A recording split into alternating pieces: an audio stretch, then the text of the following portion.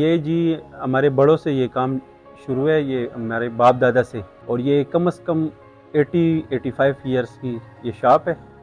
और इसमें ये 16 घंटे में तैयार की जाती है, यानी दोपहर 2 बजे से सुबह फजर तक इसे मेल्ट किया जाता है। इसमें गोश्त, ज़ाफ़रान का पानी, कमरकस, कमरकुरस और दूध, खोया वगैरह डाल के 16 घंटे में तैयार की जाती है। रात को भी लोग ले जाना पसंद करते हैं, घर में खुद ले जा के अंडे मंडे डाल के देसी घी में इसे तैयार किया जाता है। दूर दूर से लोग आते हैं और शहर से बाहर भी जाती है।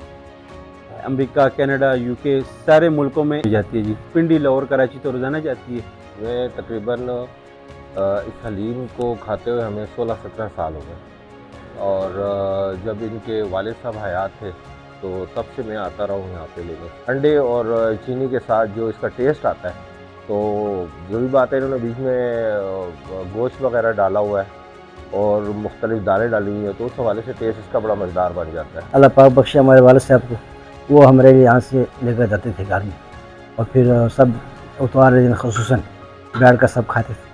और अब वो तो नहीं है इस दुनिया में, लेकिन उनकी बस अभी हम अपने बच्चों के लिए यहाँ से ले जा रहे हैं। तो तकरीबन हम अक्सर मतलब जो सर्दियों में महीने में 15 दिन में जब यहाँ आते हैं बच्चों के लिए साथ लेकर जाते हैं सर।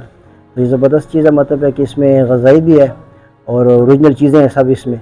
गंदम है, चावल हैं, और इसमें गोश्त है, तो देसी घी है, देसी अंडे होते हैं, तो ग़ज़ाई भी है और जूद हज़म भी है। ये नहीं है कि दिल पर बोझ बनाती है, ये हज़म भी हो जाती है और फ़ायदा भी देती है इंसान को और लज़्ज़त जाती है।